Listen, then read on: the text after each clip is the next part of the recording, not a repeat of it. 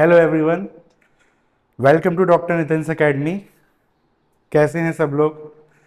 तो पढ़ाई चल रही है कि नहीं आप लोगों की? चैप्टर 2 इस वक्त हम लोग पढ़ रहे हैं, जिसका नाम है इलेक्ट्रोकेमिस्ट्री। एंड होपफुली अभी तक के सारे वीडियोस आप लोगों ने अच्छे से देख लिए होंगे।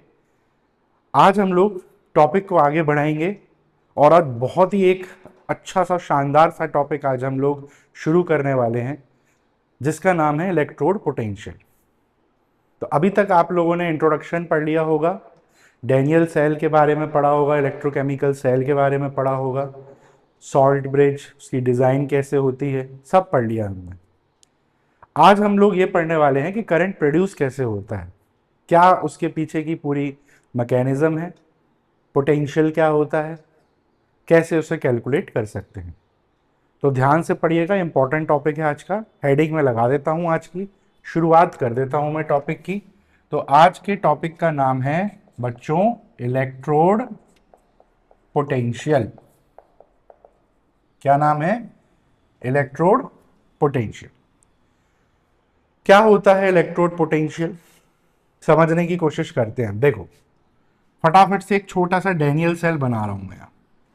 डैनियल सेल अब तो आप देख ही चुके हो कैसा रहता है। दो कंटेनर रहते हैं, दोनों में एक एक इलेक्ट्रोलाइट रहता है। यहाँ था ZnSO4 एक्वस, यहाँ था CuSO4 एक्वस। यहाँ पर थी किसकी रॉड? जिंक की रॉड, जो कि कैसी थी? नेगेटिव। और यहाँ पे कौन सी रॉड डाली थी हमने? कॉपर की रॉड, जो कि कैसी थी? पॉजिटिव। दोनों को हमने कनेक्ट किया हुआ था और यहाँ हमने वोल्ट मीटर लगाया हुआ था, है ना? कुछ ऐसे ही था सेटअप डैनियल सेल का। तो अब हम ये समझने वाले हैं कि करंट प्रोड्यूस कैसे हो रहा है, यहाँ पर कैसे पैदा हो रहा है। अच्छा, एक चीज और रह गई है, ये जरूरी है बनाना हमको, सॉल्ट ब्रिज। चलिए, तो इलेक्ट्रोड पोटेंशियल देखो क्या होता है। पोटेंशियल का मतलब क्या होता है? एक तो पोटेंशियल वो होता है जो हम नॉर्मली इंग्लिश में यूज करते हैं कि यार इसमें बहुत पोटेंशियल है, मतलब सक्षम बोलते हैं ना कि यार ये बहुत सक्षम है ये चीज़ करने में, इसमें बहुत पोटेंशियल है, ये कुछ कर सकता है ना, ये अच्छे मार्क्स ले आएगा, ये छक्का, ये सेंचुरी मार देगा। पोटेंशियल, ये पोटेंशियल किस चीज़ का है? ये पोटेंशियल कुछ अलग चीज़ है, करंट से रिलेटेड है।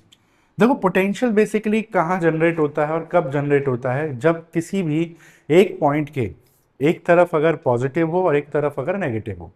तरीका है सिंपल सा याद रखने का, कहीं पर भी एक तरफ पॉजिटिव हो एक तरफ नेगेटिव हो तो वहां पर जो चीज डेवलप होती है उसी को हम बोलते हैं पोटेंशियल। ठीक है, समझ में आया?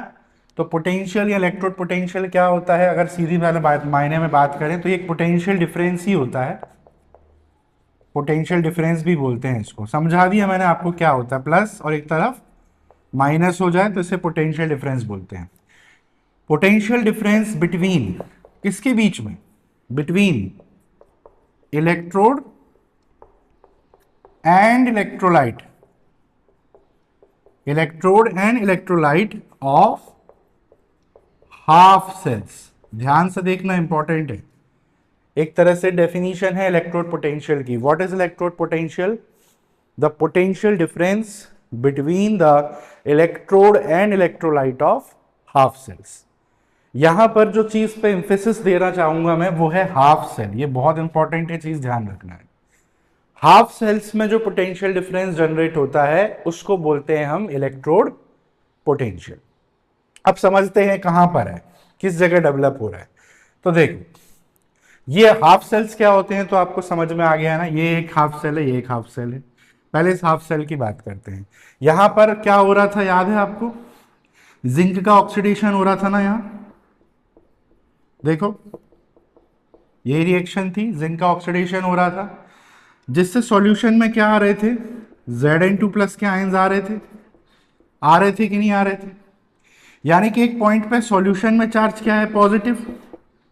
मतलब ये रॉड के इधर इधर चार्ज पूरे सॉल्यूशन में क्या है? पॉजिटिव। अच्छा, रॉड पे चार्ज क्या है? रॉड पे नेगेटिव चार्ज है। क्यों? क्योंकि उस पे कौन चढ़ गए थे? अपने इलेक्ट्रॉन चढ़ गए थे।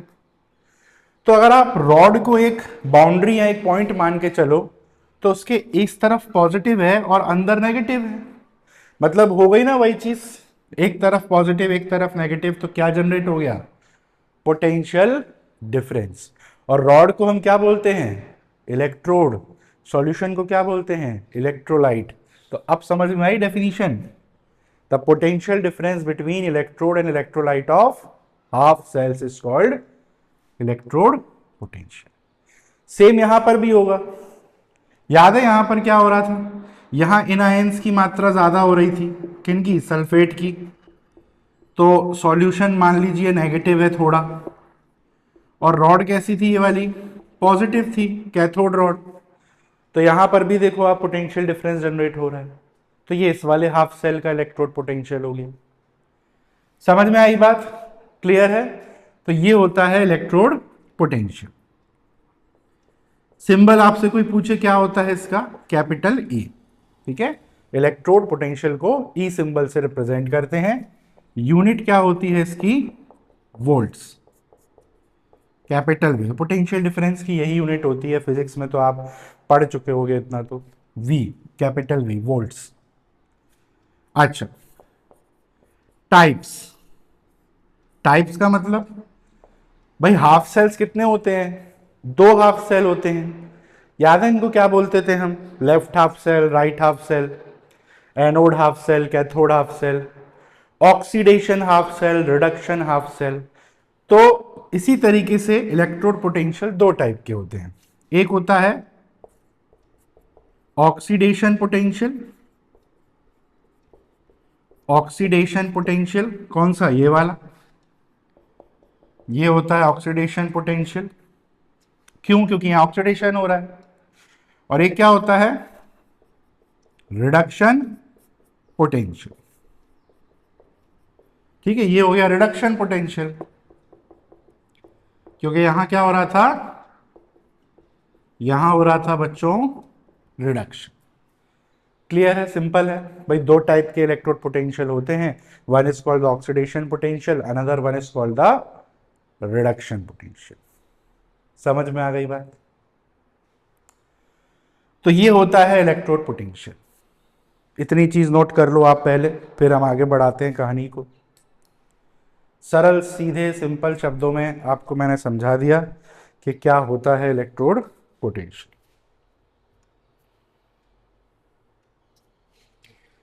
ठीक है,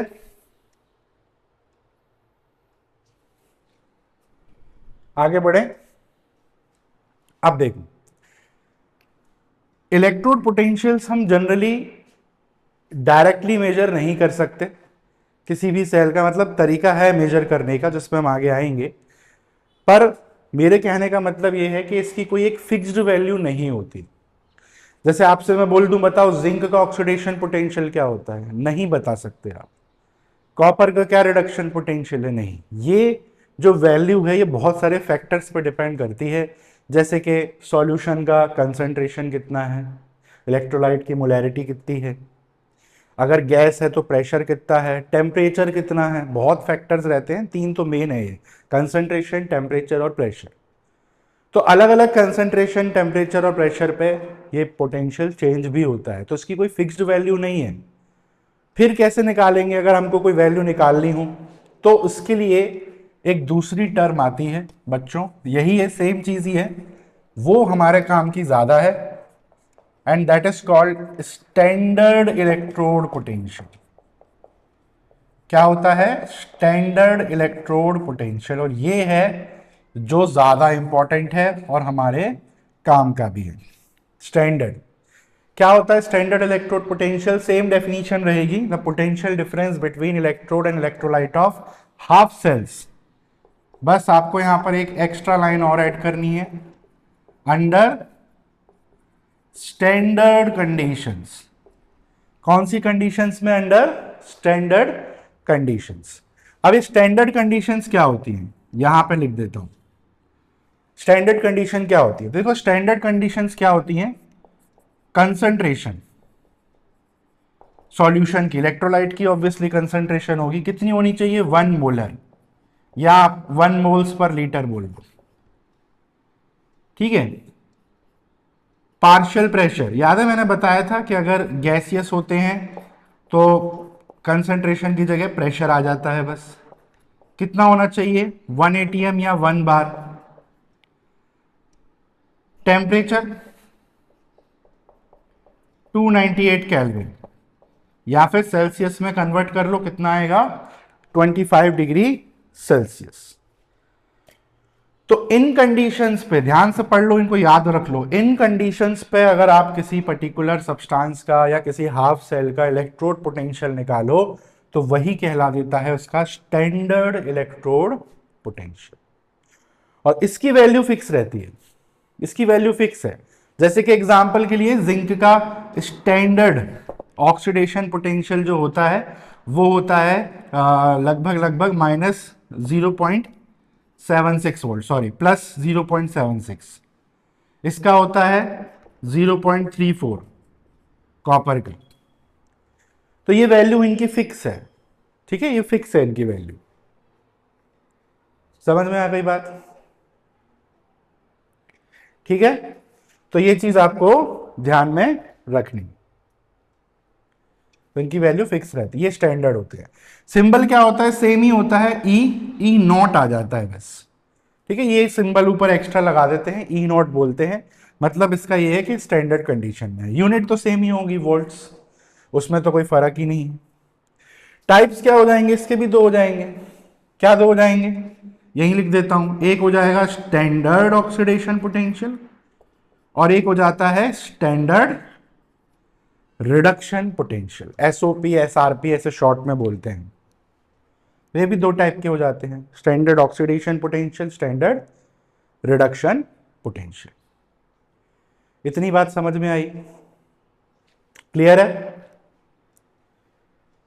अब देखो, अब यहां पर एक प्रॉब्लम की बात आती है, एक बहुत बड़ी परेशानी है जो केमिस्ट्रीज में साइंटिस्टों को फेस करने मिली थी, और उसका एक सॉल्यूशन भी है जो अपन को बहुत ध्यान से समझना है। अब जो चीज़ आ रही है वो बहुत अच्छे से समझ लो आप, क्योंकि उसी की गड़बड़ करते हैं तो न्यूमेरिकल्स खराब हो जाते हैं। क्या चीज़, देखो मैंने क्या बोला, जिंक का स्टैंडर्ड ऑक्सीडेशन पोटेंशियल कितना है, +0.76। कॉपर का स्टैंडर्ड रिडक्शन पोटेंशियल है, स्टैंडर्ड कितना है, +0.34, है ना। ये है एसओपी, ये है एसआरपी, है ना, ये मैंने बता दी वैल्यू। अब देखो, ये तो डैनियल सेल का केस था। डैनियल सेल में क्या हो रहा है, जिंक का ऑक्सीडेशन, कॉपर का क्या हो रहा है, रिडक्शन।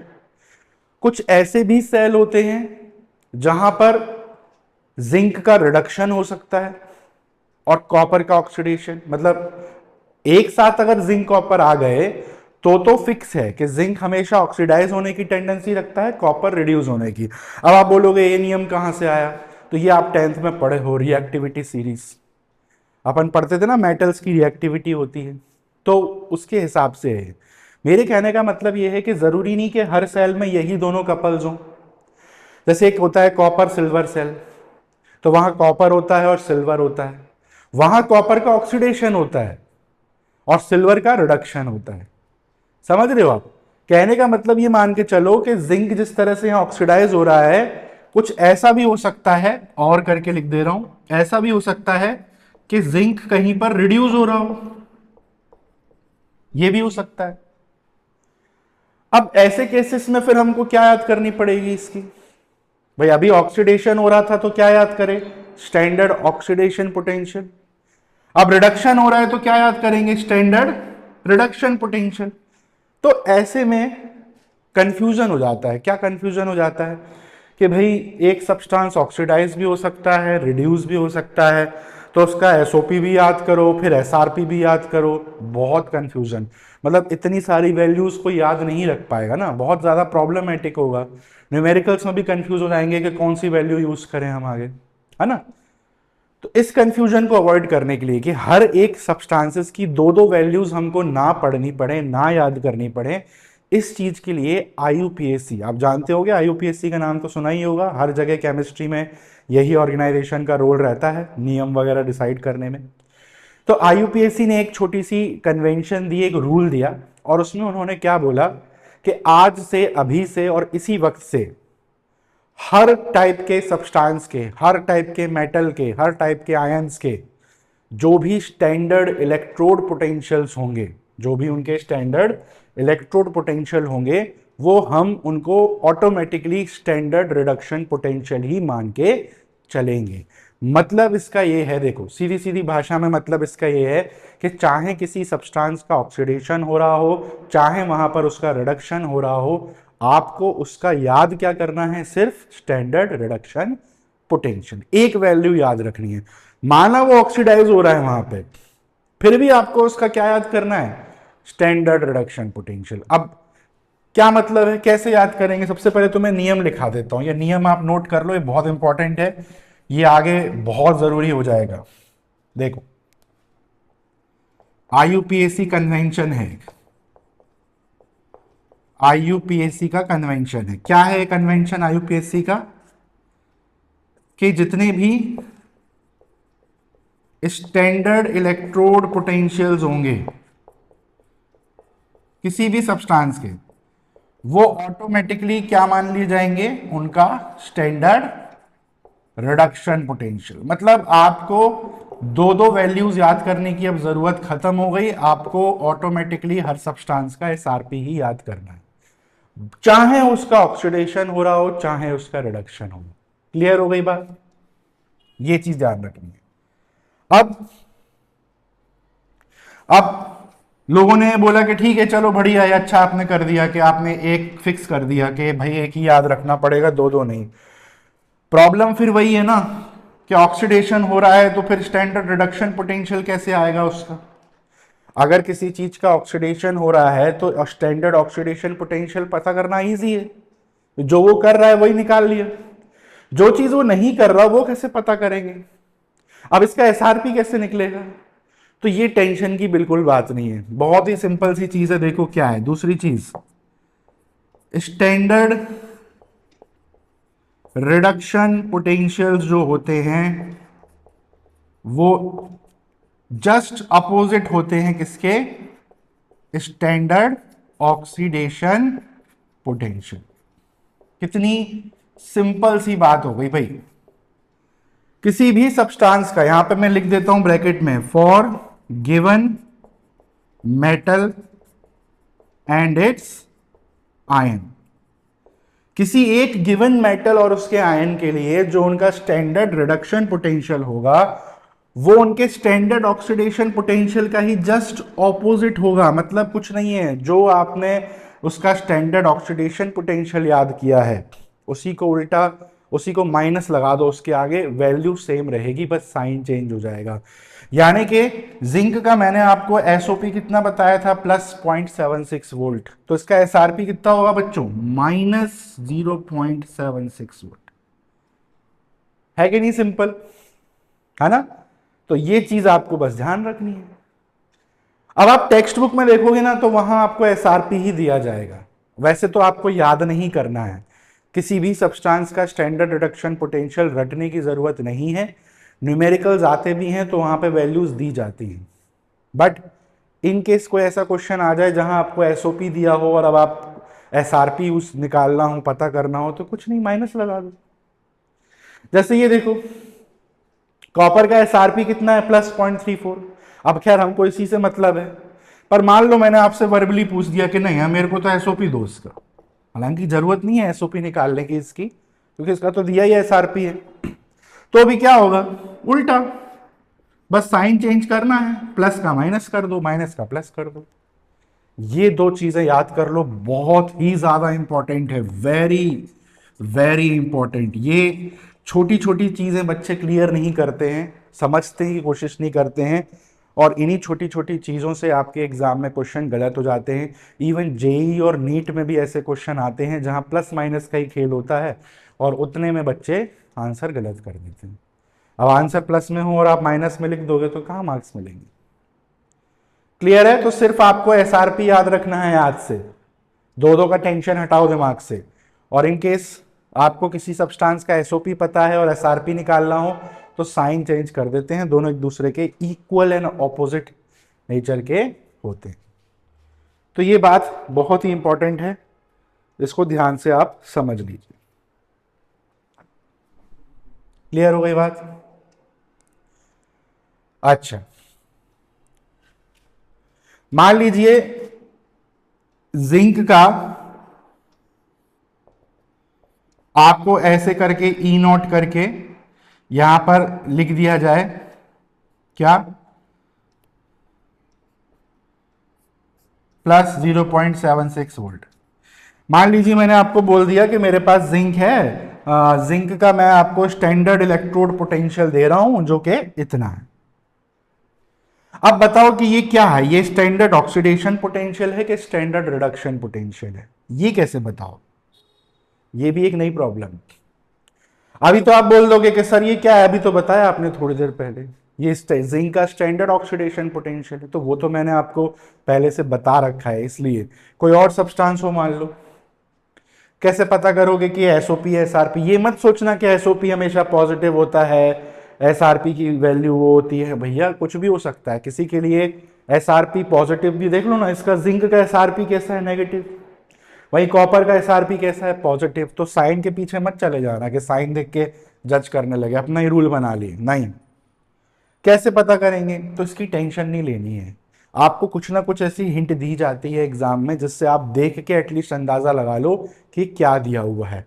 इसके लिए हम वही चीज मैं आपको यहाँ पे बताना चाह रहा था, सिंबॉलिकली इसको कैसे लिखा जाता है। तो देखो, जैसे ये क्या है जिंक का, ये है स्टैंडर्ड ऑक्सीडेशन पोटेंशियल। तो क्या करते हैं, देखो जो आपको दिया हुआ है ऑक्सीडेशन या रिडक्शन, उसका हाफ सेल रिप्रेजेंटेशन यहां मेंशन कर दिया जाता है।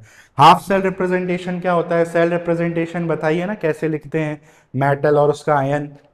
तो ऐसे लिखा आएगा, ध्यान से देखना, ऐसे Zn वर्टिकल डंडा Zn2+, तो ऐसे लिखा आएगा न्यूमेरिकल्स में। तो इससे तो अंदाजा लगा लोगे ना आप, पहले एटम है, फिर उसका आयन है +2, मतलब ये क्या है, ऑक्सीडेशन ही तो है। मतलब ये क्या दिया है आपको, एसओपी दिया हुआ है। क्लियर है? जैसे कॉपर का एसआरपी देना हो, कितना है कॉपर का एसआरपी, +0.34 वोल्ट। तो ऐसे लिखा होगा,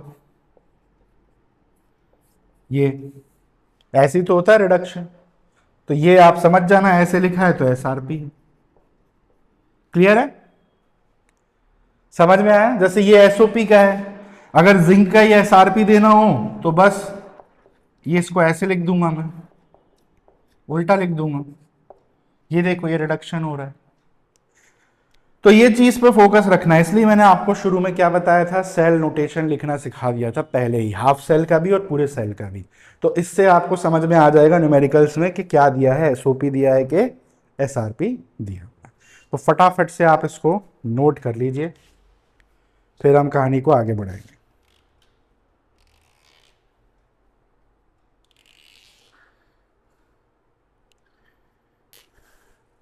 लिखा? चलिए मिटा रहा हूं।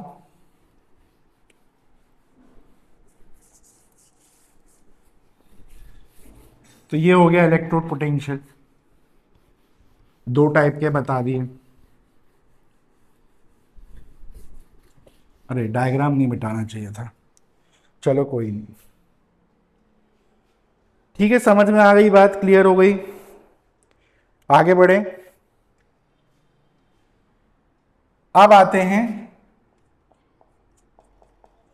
अगले टॉपिक पे, जो है ईएमएफ। ईएमएफ, या हम इसको और क्या बोलते हैं, सेल पोटेंशियल।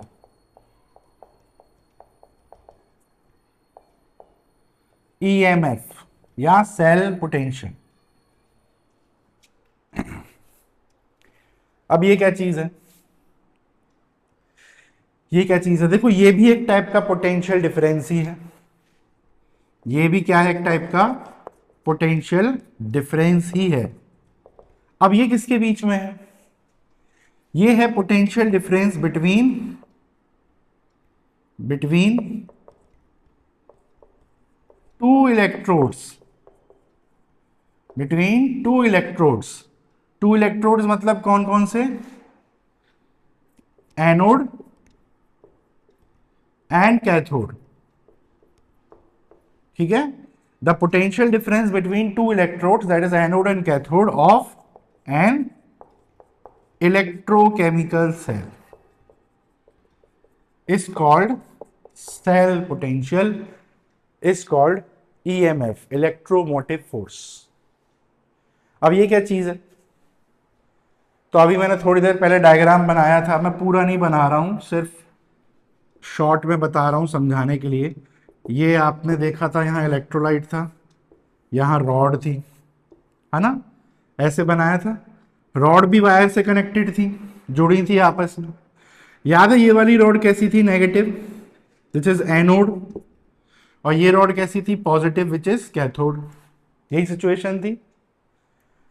अब जिस तरीके से हाफ सेल्स में मैंने बताया था कि रॉड के इधर पॉजिटिव था, रॉड नेगेटिव थी, तो यहां पर क्या जनरेट हो गया था? Electrode potential.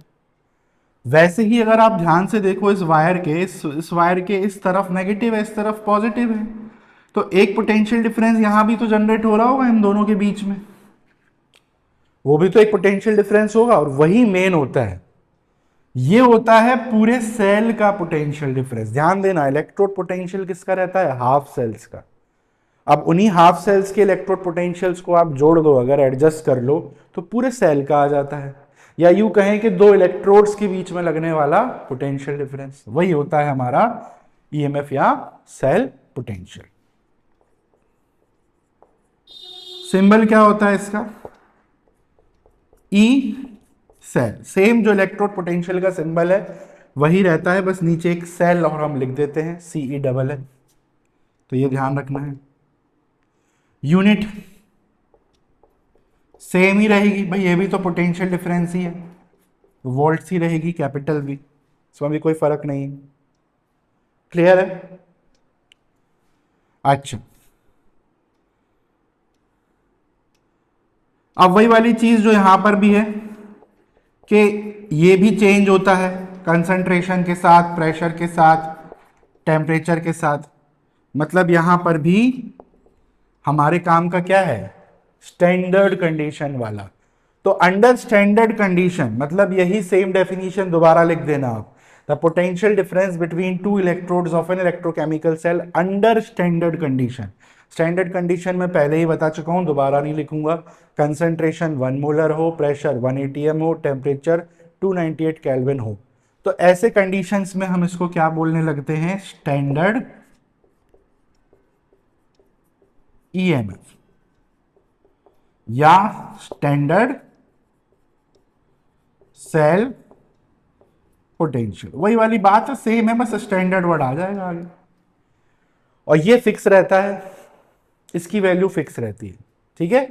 जैसे मैंने डैनियल सेल का याद है बताया था, स्टैंडर्ड ईएमएफ या स्टैंडर्ड सेल पोटेंशियल कितना था? 1.1 वोल्ट था। तो डैनियल सेल का फिक्स है, ऐसे किसी और सेल का कुछ और होगा, सबका अलग अलग रहता है। क्लियर है? सिंबल क्या होता है इसका? सेम, बस ऊपर क्या आ जाएगा? नॉट। ई नॉट सेल, इस सिंबल से हम इसे रिप्रेजेंट करते हैं। अच्छा, से कैलकुलेट कैसे करते हैं? किसी सेल का अगर आपसे निकालने बोला जाए कि उसका स्टैंडर्ड ईएमएफ निकालो, तो इसका एक फॉर्मूला है जो आप लोग याद कर लेना। E naught cell is equal to E naught cathode minus E naught. ये फॉर्मूला आपको याद रखना है। E naught cell is equal to E naught cathode minus E naught anode. Clear है? तो ये आप ध्यान रख लेना, इससे आ जाएगा। हाँ, एक चीज ध्यान रखनी है, ये क्या है? ये तो आपका स्टैंडर्ड सेल पोटेंशियल है। ये दोनों क्या है? ये है स्टैंडर्ड इलेक्ट्रोड पोटेंशियल। भाई कैथोड और एनोड लिख के आ गया, मतलब ये हाफ सेल्स के हैं। अब ये तो दो टाइप के होते थे, एसओपी और एसआरपी। क्या यूज करेंगे यहाँ पे? तो इसलिए मैंने पहले आपको रूल बता दिया आईयूपीएससी का, कंफ्यूजन ही नहीं तो बच्चे पढ़ के नहीं जाते आईयूपीएससी कन्वेंशन, फिर कंफ्यूज हो जाते हैं। और यहाँ पे कैथोड में, कैथोड का क्या होता है? कैथोड में तो रिडक्शन होता है, तो इसका रिडक्शन पोटेंशियल लिखेंगे। एनोड में ऑक्सीडेशन होता है, तो इसका ऑक्सीडेशन पोटेंशियल हमें पता होना चाहिए। एग्जाम में दिया जाएगा नहीं, एग्जाम में दे दिए जाएंगे इसका भी क्या? Reduction potential. अब आप बच्चे कंफ्यूजन में पड़ जाएंगे क्या वैल्यू यूज करें। तो मैंने आपको बता दिया है कि ये दोनों क्या है? एसआरपी ही हैं। ये दोनों क्या हैं? SRP बाय डिफॉल्ट, इसलिए माइनस साइन आया है बीच में, नहीं तो आइडली दोनों को ऐड किया जाता है ना, दोनों पोटेंशियल्स को जोड़ोगे तब तो पूरे सेल का आएगा। तो बीच में माइनस क्या कर रहा है फिर, घटा क्यों रहे हैं, घटा नहीं रहे हैं, माइनस इसलिए लगाया है बीच में ताकि इनके साइंस को एडजस्ट कर सके। देखो एक बहुत इंपॉर्टेंट चीज है, ये जो आपका होता है ना ईएमएफ या इलेक्ट्रोड सेल पोटेंशियल जो है, ये ऑलवेज पॉजिटिव होना चाहिए, ऑलवेज पॉजिटिव, तभी हम सेल को स्पॉन्टेनियस कंसीडर करेंगे। स्पॉन्टेनियस मतलब जो इलेक्ट्रिसिटी खुद से बना सके। सेल ऐसा ही तो होना चाहिए कि लगाया हो फट से चालू हो गई चीज, है ना। तो खुद से इलेक्ट्रिसिटी प्रोड्यूस करने की कैपेबिलिटी तभी मानी जाएगी सेल की जब उसका ईएमएफ पॉजिटिव आए। अगर आप यहां पर माइनस नहीं लगाओगे, मान लो दोनों ऐड कर दिया आपने, तो ऐसे में होगा ये कि जैसे एक का वैल्यू मान लो पॉजिटिव में है, एक की वैल्यू नेगेटिव में है, तो फिर वो तो सब्ट्रैक्ट हो जाएंगे, तो बड़े की वैल्यू साइन आ जाएगा। मतलब इन शॉर्ट कहने का मतलब ये है कि अगर आप इनको प्लस करने की कोशिश करोगे तो ऐसे में एसओपी एसआरपी दो अलग अलग चीजें होती हैं, ये आपस में मतलब ऐड होने की बजाय बाद में साइन माइनस का आ जाएगा। अभी मैं आपको कैलकुलेट करके बताऊंगा तो आपको अंदाजा हो जाएगा कि क्यों हम यहाँ पर ऐसा फॉर्मूला याद कर रहे हैं और क्यों हम यहाँ पे एसआरपी याद कर रहे हैं, ताकि ये नेगेटिव ना आ सके। ये अगर नेगेटिव आ रहा है किसी सेल का तो फिर वो सेल बनाने का मतलब ही नहीं है, वो यूजलेस है। जैसे देखो डैनियल सेल का निकाल के देखते हैं, अभी सब क्लियर हो जाएगा। जैसे मैंने आपको डैनियल सेल का E0 Zn2 प्लस ये मैंने आपको दे रखा है, ये है प्लस 0.76 वोल्ट, है कि नहीं। और सेम आपको ऐसे ही मैंने कॉपर का दे रखा है, ये है प्लस 0.34 वोल्ट। ये मैंने आपको दोनों की वैल्यूज दे रखी है। अब आपको निकालना है इस फॉर्मूले में इनकी वैल्यूज पुट करके कि क्या आएगा डैनियल सेल का ईएमएफ। ईएमएफ निकाल के देख रहे हैं डैनियल सेल का, तो देखो पहले हमेशा कैथोड का लिखेंगे फिर एनोड का आएगा। सबसे पहले कैथोड, कैथोड कौन होता है इन दोनों में से, तो ये तो मैंने आपको बताया हुआ है, डैनियल सेल में कैथोड कौन होता है, हमेशा कॉपर होता है, तो इसका वैल्यू पहले आएगी। अब यहां पर यही चीज है जो आपको ध्यान में रखनी है कि ये बहुत इंपॉर्टेंट चीज रखनी है ध्यान में कि एसआरपी होना चाहिए, एसआरपी की वैल्यू ही यहां पुट होनी है। एग्जाम में कई बार आपको कंफ्यूज करने के लिए यहां पे एसओपी दे देंगे, जो हमें यूज नहीं करना है एज पर आईयूपीएससी कन्वेंशन। तो उसको पहचानने का तरीका क्या होता है कि एसआरपी है कि एसओपी है, तो ये देखा करो हाफ सेल रिप्रेजेंटेशन, पहले आयन है Cu2 प्लस का, फिर Cu है, +2 से 0 में जा रहा है, ऑक्सीडेशन स्टेट में है ना, ऑक्सीडेशन नंबर घट रहा है मतलब रिडक्शन है, मतलब ये आपको एसआरपी ही दिया हुआ है, ये आपको कॉपर का क्या दिया हुआ है, एसआरपी ही दिया हुआ है, यानी कि इसको हम ऐसा का ऐसा ही यूज कर लेंगे, प्लस 0.34, कोई चेंज नहीं करना है। माइनस फिर क्या आता है एनोड का, अब एनोड में कौन है, एनोड में है ये, है ना, Zn2 प्लस। अब आपने क्या किया, इसको क्या दिया है 0.76 और यहां पर आपने सीधे 0.76 यूज कर लिया। बता रहा हूं गलती क्या होती है, क्यों ये साइन कन्वेंशंस यूज किए गए हैं, उसका रीजन है, क्यों यहां माइनस में कर रहे हैं जोड़ने की बजाय, उसका रीजन है। अब आपने इसकी वैल्यू ऐसी की ऐसी यहां पर डाल दी, अब क्या होगा, इसको सॉल्व करो, क्या होगा, पहली बात तो ये सब्ट्रैक्ट हो जाएंगे दोनों, है ना, और बड़ी वैल्यू कौन है इनमें से, ये बड़ी का साइन आता है, मतलब आंसर नेगेटिव में आएगा, नेगेटिव नो बहुत कम आएगा वोल्ट्स पोटेंशियल, कोई फायदा ही नहीं है, कम का कम हो गया और माइनस में जो हो ही नहीं सकता, पॉसिबल ही नहीं। इस चीज को अवॉइड करने के लिए ही आपको चीज बोली गई है कि भाई एसआरपी ही याद रखना है, अगर एसओपी दिया भी है तो चेंज कर लो उसका साइन, और इसी के लिए बीच में माइनस लगाया गया है। क्यों लगाया माइनस, देखो अब ये जिंक क्या दिया है, ध्यान से देखो क्या दिया है, ये ऑक्सीडेशन दिखा रहे हैं हाफ सेल में, यानी आपको इन्होंने धोखाधड़ी करी है आपके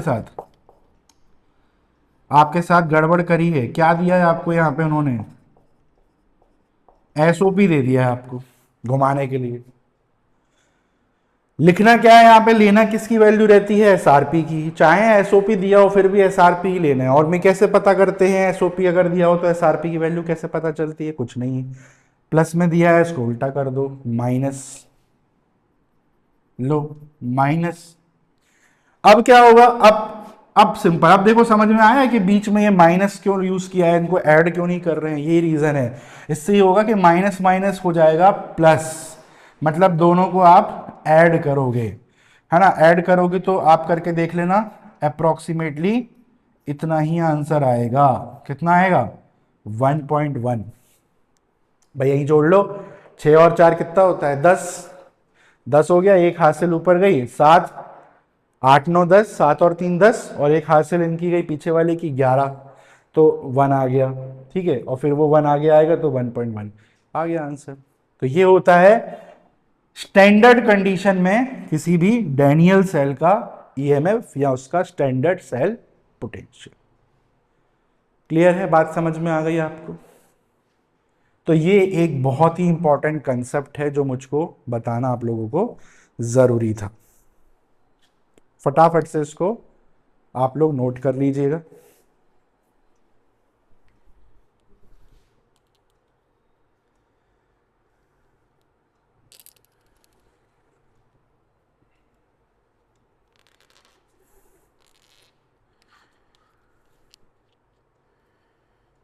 कर लिया नोट?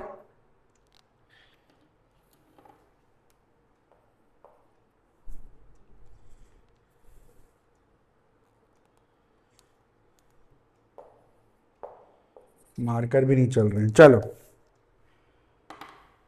ठीक है। तो ये दो चीजें आपको बहुत ही जरूरी हैं, ध्यान रखना, इनको अच्छी तरीके से आप समझ लीजिए। पुराने जितने भी वीडियो मैंने आपको अभी तक बनाए हैं वो भी इंपॉर्टेंट है, याद रखना, और ये भी इंपॉर्टेंट है। ठीक है, समझ में आया? चलिए इसको लिख लिया हो तो अब हम आगे बढ़ते हैं। मैं थोड़ा सा इंक भर लूं मार्कर में, 2 मिनट लगेगा। आप जब तक ये सब चीजें रिवाइज कर लीजिए।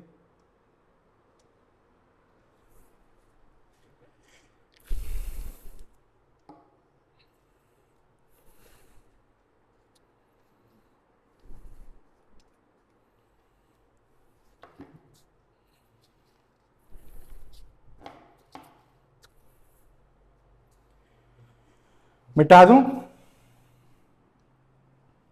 अच्छा, बुक में आप देखोगे तो एक ऐसे भी लिखा रहता है फॉर्मूला, ई naught right minus E naught left. तो वो तो सिंपल है, पता है ना, राइट कैथोड होता है, लेफ्ट एनोड होता है। चलिए अब हम फटाफट से कुछ क्वेश्चंस कर लेते हैं इसके ऊपर, इनको कैलकुलेट करने के ऊपर, है ना। खत्म ही करते हैं एक लेक्चर में, पूरा पैकअप करेंगे, फिर नया लेक्चर नया टॉपिक उठाएंगे फिर हम। चलिए तो कुछ क्वेश्चंस हैं, ट्राई करके देखते हैं। मार्कर को भी क्या हो गया है? चलिए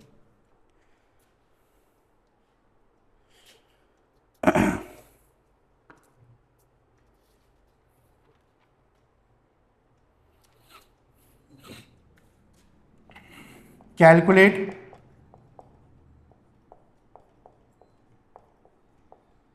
कैलकुलेट स्टैंडर्ड ईएमएफ या सेल पोटेंशियल, ठीक है, ऑफ सेल। एक कोई आपको सेल दिया जा रहा है, आपको सेल का क्या निकालना है? स्टैंडर्ड ईएमएफ कैलकुलेट करना है। स्टैंडर्ड इलेक्ट्रोड पोटेंशियल निकालने नहीं बोलेंगे ना, वो तो फिक्स रहती है उसकी वैल्यू, उनकी मदद से आपको ईएमएफ निकालने बोला जाएगा। अब देखो सेल आपको क्या दिया है, Ni से Ni2 प्लस, Ag प्लस से Ag, ये आपको सेल दिया हुआ है, ठीक है। अब क्वेश्चन पूरा लैंग्वेज वाइज होगा, मैं तो एकदम शॉर्ट में लिख रहा हूं, इसमें और भी चीजें लिखी होंगी कि अंडर स्टैंडर्ड कंडीशन, या कंसंट्रेशन दे रखी होगी 1 मोलर 1 मोलर, टेम्परेचर बोल देंगे कि अंडर 298 एट 298 केल्विन। तो ये हिंट देंगे आपको, इन सबसे समझ जाना है कि भाई स्टैंडर्ड निकालना है और कुछ नहीं, है ना। तो ये थोड़ा सा ध्यान रखना है। तो ये आपको सेल दिया हुआ है यहाँ पे, गिवन में आपको यहाँ पर क्या दिया हुआ है? ऑब्वियसली गिवन में आपको यहाँ पर क्या देंगे? स्टैंडर्ड इलेक्ट्रोड पोटेंशियल्स देंगे दोनों के। तो ये आपको एक निकल का दिया हुआ है, ये है -0.25 वोल्ट, और क्या है, सिल्वर है, सिल्वर का भी दिया हुआ है, सिल्वर का दिया है प्लस 0.80 वोल्ट। तो ये आपको दो स्टैंडर्ड इलेक्ट्रोड पोटेंशियल की वैल्यूज गिवन दे रखी है। चलिए, तो स्टैंडर्ड ईएमएफ निकालना है ना, स्टैंडर्ड कंडीशन वाला, मतलब क्या निकालना है, ई नॉट सेल निकालना है। इसका फॉर्मूला क्या था, E naught cathode minus E naught anode, ये फॉर्मूला था इसका। और ये यहां पर क्या होने चाहिए, इनके एसआरपी, ये थोड़ा ध्यान रखना है, लिखना नहीं है फॉर्मूले में, ऐसे तो मैंने आपको याद रखने के लिए लिख दिया है ताकि आप कंफ्यूजन में कुछ और वैल्यू ना यूज कर लो इनकी। चलिए, अब ऐसे क्वेश्चन में क्या करना होता है, धीरे धीरे इत्मीनान से करना है आपको, एकदम हड़बड़ी नहीं मचानी है कि वैल्यू दी है तुरंत पुट कर दिए, क्योंकि एक खिलवाड़ हो सकता है आपके साथ प्लस माइनस का। पहले तो ये देखो कैथोड कौन है एनोड कौन है, ये पहचानना है। तो ये आपको सेल यहां पे दिया हुआ है, ये आपको यहां पे सेल दिया हुआ है, निकल सिल्वर सेल दिया है। तो ये चीज मैंने आपको पहले बता रखी है कि किसी भी सेल में लेफ्ट साइड जो होता है वो हमेशा एनोड होता है, राइट साइड वाला क्या होता है, हमेशा कैथोड होता है। तो ये चीज तो पहले से क्लियर ही है, यानी सिल्वर यहां पर कैथोड है, दैट मीन्स ये है कैथोड, और निकल एनोड है। तो ये चीज क्लियर हो गई, कैथोड कौन है एनोड कौन है। अब सवाल उठता है कि यहाँ पे एसआरपी है कि एसओपी है, ये कंफर्म और करना है कि गलती से एसओपी तो नहीं दे दिया उन्होंने। तो पहले कैथोड पे आते हैं, कैथोड है सिल्वर, सिल्वर में देखो क्या लिखा है, एजी प्लस फिर एजी +1 से 0 ऑक्सीडेशन स्टेट, मतलब ये रिडक्शन हो रहा है सिल्वर का, यानी कि क्या दिया हुआ है, एसआरपी ही दिया हुआ है, तो टेंशन ही नहीं है, यही वैल्यू यूज कर लेंगे। चलो 0.80 वोल्ट बिना साइन चेंज किए, माइनस है ना, +0 प्लस लिखते ही नहीं आगे में। अब एनोड पे आते हैं, एनोड कौन है, ये एनोड पे ऑक्सीडेशन होता है, ध्यान देना, एनोड पे होता है ऑक्सीडेशन, मतलब ये Na से Na2+ बनेगा, हो यही रहा है वहां सेल में, ये चेंज नहीं होगा। पर यहां दिया क्या है, देखो Na2+ पहले लिखा है फिर Na लिखा है, ऐसे लिखते हैं तो ऑक्सीडेशन होता है, ऐसे लिखते हैं तो रिडक्शन, यानी कि आपको इसका भी एसआरपी ही दिया हुआ है, तो यहां भी टेंशन लेने की जरूरत नहीं है, कोई साइन चेंज करने की नीड नहीं है, ऐसे के ऐसे वैल्यू यूज कर लो। तो ये ब्रैकेट खुल जाएगा, माइनस माइनस प्लस हो जाएगा। अब आप दोनों को जोड़ लो, कितना आएगा आंसर, अप्रोक्सीमेटली 1.05 वोल्ट। क्लियर है, समझ में आई कहानी। तो ऐसे क्वेश्चन आएंगे एग्जाम में, कर लेंगे ना, कोई बड़ी चीज नहीं है, बस ये साइन कन्वेंशंस का ध्यान रखना, फॉर्मूला तो एक ही है और कुछ है ही नहीं। चलिए नोट कर लीजिए,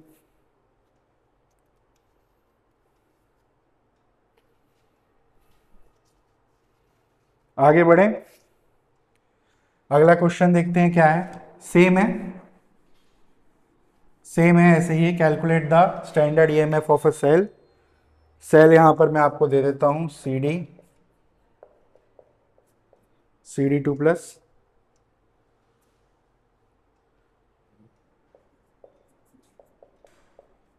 Ag+Ag, ठीक है, ये आपका सेल। वैल्यूज यहां पर आपको दे रखी हैं, ई नॉट CD2+ टू CD, ये है -0.40 वोल्ट, और Ag+ से Ag +0.80,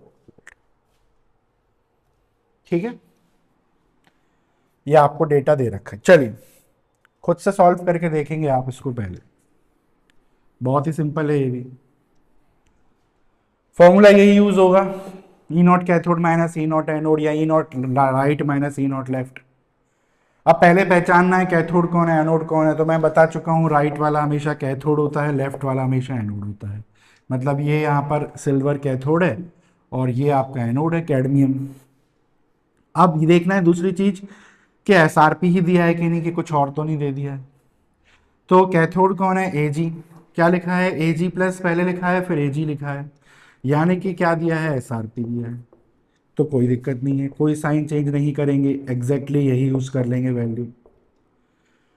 एनोड में क्या हो रहा है, ऑक्सीडेशन, कैडमियम 2 इलेक्ट्रॉन लूज करके कैडमियम +2 बना रहा है Cd2+।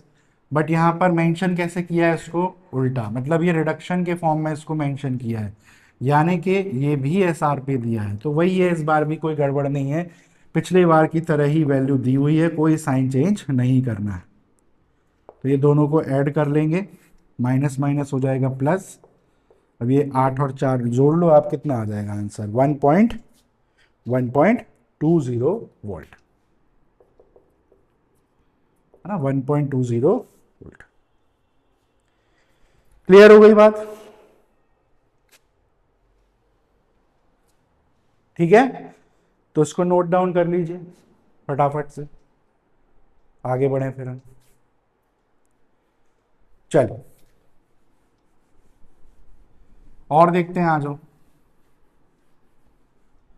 Calculate the standard EMF of cell Zn2+ Pb2+ Pb, ये सेल दिया है। गिवन आपको दे रखा है E0 Zn2+ प्लस 0.76 वोल्ट, ठीक है, और E0 Pb से Pb2+, ये दे रखा है कितना, प्लस 0.13 वोल्ट। चलिए ये वाला क्वेश्चन है, इसको भी करके देखेंगे, ये भी अच्छा क्वेश्चन है।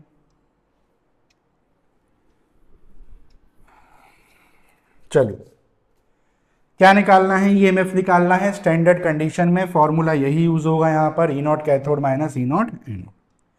कैथोड कौन है, लेड, एनोड कौन है, जिंक। राइट वाला हमेशा कैथोड होता है, लेफ्ट वाला हमेशा एनोड होता है। मतलब ये है हमारा पास कैथोड, ये है हमारा एनोड। अब वैल्यूज यूज करनी है, तो पहले देखना जरूरी है कि क्या ये एसआरपी ही दिए हुए हैं, कुछ और तो नहीं दे दिया है। तो देखो कैथोड कौन है, लेड, पीबी। अब ये आपको कभी ऐसे कंफ्यूजन हो तो यहां सेल देख लिया करो, देखो क्या रिडक्शन कैसे होता है, Pb2+ से क्या बनता है, Pb।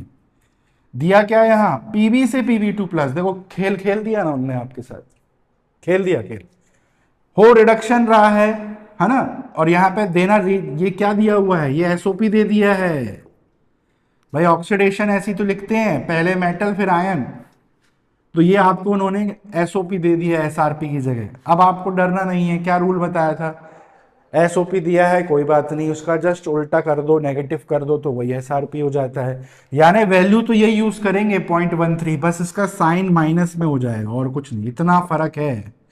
ये चीज है जो आपको बस करनी है, माइनस में लेना है। नेक्स्ट एनोड कौन है, जिंक, ये रहा। क्या दिया है यहाँ पे, Zn से Zn2+, मतलब ये भी ऑक्सीडेशन ही तो है पर, ये भी तो ऑक्सीडेशन ही है, मतलब ये भी एसओपी दिया है। अब माना जिंक का ऑक्सीडेशन ही हो रहा है यहाँ पर फिर भी आईयूपीएससी ने क्या बोला है, दो दो चीजें याद करने के कंफ्यूजन को अवॉइड करने के लिए आपको फिर भी इसका एसआरपी ही यूज करना है, फॉर्मूले में लिखा है। यानी 0.76 ही यूज करेंगे वैल्यू, पर ये एसओपी है, हमको एसआरपी चाहिए, तो -0.76 साइन चेंज कर देंगे। अब तो सिंपल है, ये हो जाएगा -0.13, माइनस माइनस हो जाएगा प्लस। अब आप इसको सॉल्व कर लीजिए, ठीक है, अब आप इसको सॉल्व कर लीजिए तो आपको आंसर आ जाएगा, कितना आएगा, लगभग लगभग 0.63 वोल्ट। अब यहाँ पे सब्ट्रैक्ट हो रहा है, यहाँ माइनस करेंगे पर बड़ी वैल्यू तो पॉजिटिव की है ना, तो साइन तो प्लस ही आएगा, साइन प्लस आना चाहिए और क्या चाहिए, फिर वो चाहे कितना भी है ईएमएफ, ऐसा कुछ नहीं। तो ये आपको मैंने एक बता दिया ऐसा क्वेश्चन भी कि जहां गड़बड़ आपके साथ हो सकती है, ठीक है, ऐसा आपके साथ खिलवाड़ किया जा सकता है एग्जाम में, ये बात ध्यान रखें। चलिए अब अगला क्वेश्चन मैं आपको लिख के दे रहा हूं यहां पर, आप इसको खुद से ट्राई करके देखिए, खुद से सॉल्व करके देखिए आप, पॉज करके बढ़िया आराम से। तो सेल है Mg से Mg2+ एंड Cu2+ से Cu। Given E not Mg2 plus से Mg 2.37 वोल्ट माइनस में, एंड ई नॉट Cu से Cu2 प्लस, ये दिया है -0.34 वोल्ट। इसको आप अपने से करके देखिए, खुद से सॉल्व करके देखिए, तो आपको आइडिया लगेगा। आराम से वीडियो पॉज करके आप खुद सॉल्व करके देखिए इस क्वेश्चन। फॉर्मूला तो वही लगना है, बस प्लस माइनस का खेल है जो डिसाइड करना है। चलिए, किया आपने, चलो अब हम देखते हैं करके। तो कैथोड कौन है? कॉपर। एनोड कौन है? मैग्नीशियम। ये रहा कैथोड कॉपर, ये रहा एनोड मैग्नीशियम। क्या लेना है? एसआरपी। क्या एसआरपी है ये? क्या ये एसआरपी है? ये क्या है? ये रिडक्शन दिखा रहा है क्या ऑक्सीडेशन? अरे भाई ऑक्सीडेशन लिखा है, देखो रिडक्शन ऐसे होता है, +2 से 0 में जाता है, ये 0 से +2 में दिखाया यहाँ पे, मतलब ये रिडक्शन है। यानी ये एसआरपी आपको क्या दिया हुआ है, सॉरी एसओपी दिया हुआ है ना। यहाँ पे आपको ये हो तो रिडक्शन ही रहा है, पर यहाँ पे आपको दिया क्या है वो मैटर करता है। ये आपको ऑक्सीडेशन पोटेंशियल दिया है, चाहिए क्या रहता है? रिडक्शन। क्या करेंगे? कुछ नहीं, जो साइन है वही वैल्यू यूज करेंगे, बस उसका साइन चेंज कर देंगे, +0.34 हो जाएगा। माइनस एनोड पे आते हैं। एनोड में दिया है Mg2 प्लस से Mg, ठीक है, Mg2 प्लस से Mg मतलब क्या है? रिडक्शन ही तो हो रहा है। ऑक्सीडेशन ऐसे होता है, ये दिया क्या है? रिडक्शन, मतलब ये आपको एसआरपी दिया है, तो इसकी वैल्यू में कोई चेंज हमें नहीं करना है, क्योंकि एसआरपी ही यूज करते हैं और वही आपको यहां दिया हुआ है। बस कर लो इसको, है ना। ब्रैकेट खोलेंगे तो माइनस माइनस क्या हो जाएगा? प्लस हो जाएगा, तो इसको अब आप जोड़ दो तो आंसर आ जाएगा। ठीक है, जोड़ लो इसको, कितना आएगा?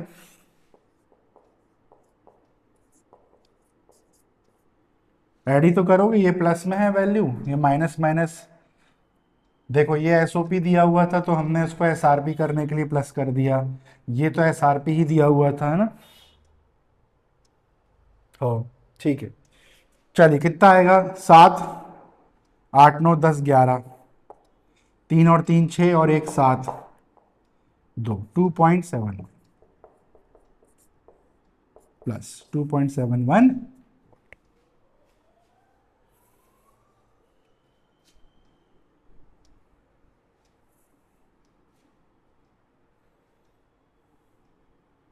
ठीक है, क्लियर है, समझ में आ गई पूरी बात? तो ये है पूरा कंसेप्ट इलेक्ट्रोड पोटेंशियल और सेल पोटेंशियल का। ठीक है, ये सारे चीजें मैंने यहां पर आपको समझा दी हैं, क्वेश्चंस भी कर लिए हमने। थोड़ा बड़ा लेक्चर हो गया होगा, पर एक ही में सब पैकअप हो गया आपका। अब इसके अलावा आपको और कुछ नहीं करना। हाँ, प्रैक्टिस करनी है क्वेश्चंस की, तो वो आप करते रहिए, वो तो उसकी तो प्रैक्टिस का तो कोई अंत नहीं होता, जितना प्रैक्टिस करोगे उतना आपका हाथ सज जाएगा न्यूमेरिकल्स में। पर तरीके मैंने आपको बता दिए कैसे क्वेश्चन आ सकते हैं। ठीक है, तो आज के लिए इतना ही, बाकी का आप एनसीईआरटी से क्वेश्चंस लगाते रहिएगा। नेक्स्ट टर्न पे अब हम लोग अगले टॉपिक के साथ आएंगे, और नेक्स्ट टर्न पे हम पढ़ने वाले हैं standard hydrogen electrode, SHE short में। वो क्या होता है पढ़ेंगे उसके बारे में। जैसे हर सब्सटेंस का एक स्टैंडर्ड इलेक्ट्रोड पोटेंशियल होता है, हाइड्रोजन का जो होता है वो 0 होता है, जिसको स्टैंडर्ड हाइड्रोजन पोटेंशियल या स्टैंडर्ड हाइड्रोजन इलेक्ट्रोड बोलते हैं। उसका फायदा क्या होता है कि उसकी मदद से आप दूसरे सब्सटेंसेस का ये निकाल सकते हो। ये जो अपन अभी वैल्यू लिखी आ रही ना, फिक्स्ड होती है वैल्यू, आप देखना आपकी टेक्स्ट बुक में एक टेबल बनी होगी, इसमें सबकी वैल्यू लिखी है। तो ये कहाँ से आई, ये कैसे निकाला हमने, एक हाफ सेल का कैसे निकाल रहे हैं, तो वो अभी हम अगले लेक्चर में पढ़ेंगे। वो एक टॉपिक पूरा उसी पर रहेगा, SHE के ऊपर, फिर कहानी आगे बढ़े। ठीक है, चलिए तो आज के लिए इतना ही। नेक्स्ट लेक्चर में मुलाकात होगी अब आपसे नए टॉपिक के साथ। चलिए।